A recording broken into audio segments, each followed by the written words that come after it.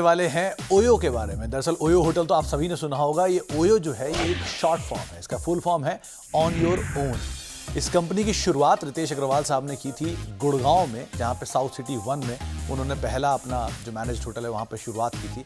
लेकिन वहां से जो रफ्तार पकड़ी और वो रफ्तार के हिसाब से करीब करीब 800 प्लस सिटीज़ और 23,000 से ज़्यादा होटल्स जो हैं वो कंपनी अब मैनेज कर रही है। शुरुआत इस कंपनी की ओयो के नाम से नहीं हुई थी, हालांकि इसकी शुरुआत तो हुई थी ओरेवल के नाम से, लेकिन धीरे धीरे जैसे जैसे इसमें रफ्तार पकड़ी गई उसका नाम भी बदल के ओयो किया गया। एक और इंटरेस्टिंग फैक्ट ये भी है कि रितेश अग्रवाल साहब जो हैं उन्होंने लंदन स्कूल का जो एक इंडियन यूनिट है उसको ज्वाइन किया था, लेकिन 3 दिन बाद ही उनको यह एहसास हुआ कि वो इसमें नहीं कंटिन्यू करना चाहते हैं, वो अपने होटल बिजनेस के अंदर वापस परसुएट करना चाहते हैं और उन्होंने एक छुट्टी ली और उसके बाद उन्होंने कभी उसको वापस ज्वाइन नहीं किया। तो इस तरह से उन्होंने अपने गोल्स को अचीव किया, इस तरह से अपने गोल्स का सपना देखा और बढ़िया से उसको अचीव भी किया। ऐसी कुछ और इंटरेस्टिंग फैक्ट आगे भी आपके लिए लेकर आते रहेंगे। डू यू नो में आज हम बातचीत करने वाले हैं पीटर इंग्लैंड के बारे में। दरअसल ये ब्रांड को आप सुन के लगेगा कि कहीं बाहर का ब्रांड है, लेकिन ये एक्चुअल में इंडियन ब्रांड है जिसको आदित्य बिरला ग्रुप ओन करता है। लेकिन ये हमेशा से इंडियन ब्रांड नहीं है, इसकी हिस्ट्री करीब 133 साल पुरानी है और उस समय पर इसका जो नाम होता था वो ओल्ड इंग्लैंड ब्रांड के नाम से होता था।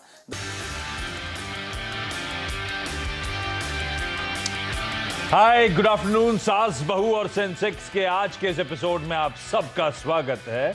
आज हमारी क्वेरी सॉल्व करने के लिए होंगी निर्मल बंग से स्वाति होतकर। स्वाति हाय, गुड आफ्टरनून। बस आ रहा हूं आपके पास, बातचीत की शुरुआत करेंगे। उससे पहले जरा toll free number, WhatsApp number, Twitter ID screen पे रीच आउट करिएगा। कोशिश होगी इस आने वाले कड़ियों में, चैप्टर्स में सास बहू और सेंसेक्स के आपकी इस प्लेटफॉर्म के थ्रू मैं क्वेरीज रेज कर पाऊं। मार्केट्स बढ़िया है और largely large caps driven momentum आज नजर आएगा आपको। तो इस समय 2/3% के उछाल के साथ निफ्टी कामकाज करता हुआ नजर आएगा। वो निफ्टी जो 100 पॉइंट नीचे था एक समय, इस समय 112 अंकों की मजबूती के साथ बढ़िया नियर डेज हाईज ही इक्विटीज कंसोलिडेट करते हुए नजर आ रहे हैं।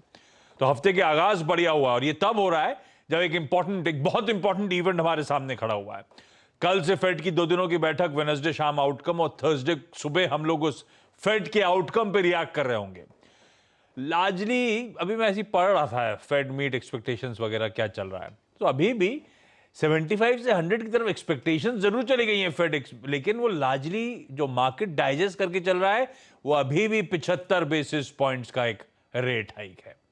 हाँ, कुछ परसेंटेज मूव्स 100 बिप्स की तरफ रोल ओवर कर गए इन्फ्लेशन के आंकड़ों के बाद, लेकिन वो 100 बिप्स का आया तो एक्चुअली एक नेगेटिव सरप्राइज अभी भी बना हुआ है, वो डाइजेस्टेड नहीं है पूरी तरह से मार्केट में। 75 बिप्स है और उसके बाद फेड की कमेंट्री आगे की ट्रेजेक्ट्री को लेकर वो बहुत इंपॉर्टेंट होने वाली है इक्विटीज के लिहाज से। तो एक इंपॉर्टेंट इवेंट, यूएस के फ्यूचर्स फिर ठंडे पड़ गए कल मतलब फ्राइडे के प्रेशर के बाद, पर हम रेजिलियंट, हम इस समय मजबूत। हमारे को तूल पकड़ा भारतीय बाजारों ने निफ्टी बैंक ने की अगुवाई में था। निफ्टी बैंक के तमाम कॉन्स्टिट्यूएंट्स आज खुलने के बाद मोमेंटम में आ रहे थे।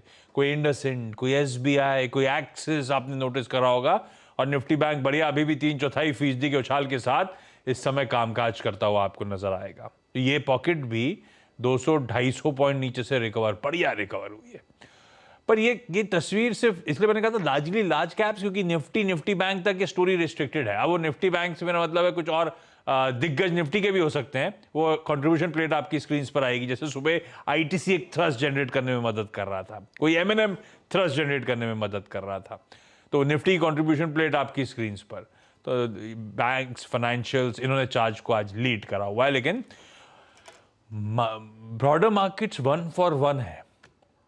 मिड कैप इंडेक्स फ्लैट है, तो थोड़े दिनों बाद ये अंडर परफॉर्मेंस इस पॉकेट में, लेकिन हाल 1:1 का रेशियो अभी भी लेके चल रहे हैं हम। स्वाति, क्या अप्रोच रख रहे हो आप लोग निफ्टी पे? निफ्टी ने बहुत सॉलिड करेक्शन दिखाया, वो थर्सडे के इंट्राडे हाई से लेकर फ्राइडे की क्लोज के बीच में वो 500-600 पॉइंट हमने डे ट्रेडिंग सेशन में उड़ा दिए। उसके बाद किस हद तक ये एक्सेसेस वाइप आउट हुए हैं इस इंपॉर्टेंट इवेंट से पहले? अब हम प्लेस्ड कैसे हैं? आप लोग का अप्रोच निफ्टी पे क्या है?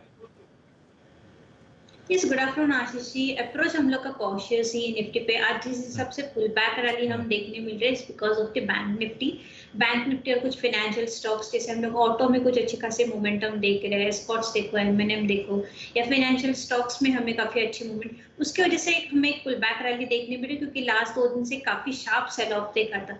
आई बिलीव ये पुल बैक रैली ज्यादा होल्ड नहीं रखेगी, प्रोबेबली यहाँ से और 100-150 पॉइंट की movement which comes to at around 17,770-800, वहां तक एक पुल बैक रैली हमें देखने मिल सकते हैं।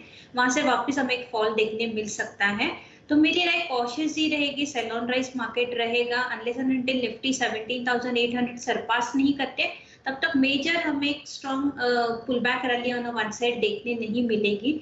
तो व्यू कॉशियस रहेगा। नीचे में 17,500 एक इमीडिएट सपोर्ट लेवल है, अगर वो ब्रेक डाउन कर देता है तो हमें और सेलिंग प्रेशर इंटेंसिफाइड होते दिखाई देगा, जो कि निफ्टी को लेके जा सकते 17,300 टू 200 के लेवल तक। तो मेरा व्यू कॉशियस है दोनों इंडेक्स पे, Nifty and bank Nifty, but मेरी राय पॉजिटिव रहेगी ऑन स्टॉक स्पेसिफिक, क्योंकि स्टॉक स्पेसिफिक मार्केट काफी स्ट्रांग है।